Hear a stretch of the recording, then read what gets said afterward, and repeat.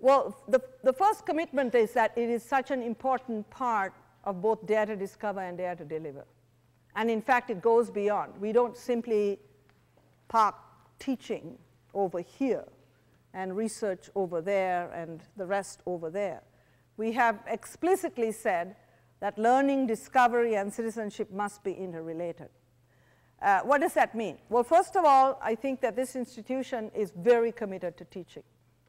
Just from just a few indicators, we have the highest number of 3M teaching awards. That's symbolic, I think.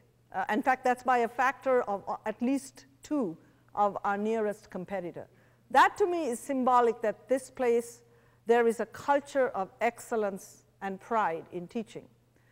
Not everybody is born to be a brilliant teacher. And so the second step is to, particularly for young faculty, is to encourage access to good teaching and to learn about new methods. And there is a whole number of initiatives through the Provost's office and through the Dean's offices around that. The Festival of Teaching, which just concluded, I saw Connie over there who ran that, was a great expose of a variety of teaching techniques, because with technology you can do some pretty imaginative things. Thirdly, our tenure promotion system absolutely looks at teaching. So again, the signals are very clear from the standpoint of assessment and incentives that teaching is really important. Never going to be perfect, always needs to be improved. Our challenge is to ensure that we have the best access to the best support systems for teaching. And finally, the integration. We are encouraging undergraduate research. You learn when you do research. In fact, you sometimes learn better when you do research. Community service learning, taking an undergraduate semester abroad.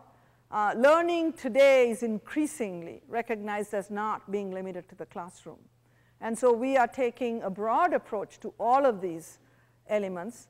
And in the new academic plan, the notion of competencies, how does one measure whether someone has learned, is being given, I think, attention, which will be developed. So I think it's clearly, we are an institution where teaching is a very high priority, and one that I think there's totally a shared commitment to. And so I am pleased to hear that you've had good experience.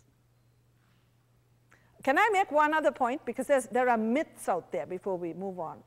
One of the myths that is out there is that this university has large classes, that all of our classes are large and therefore impersonal, and therefore you can possibly not learn in large classes.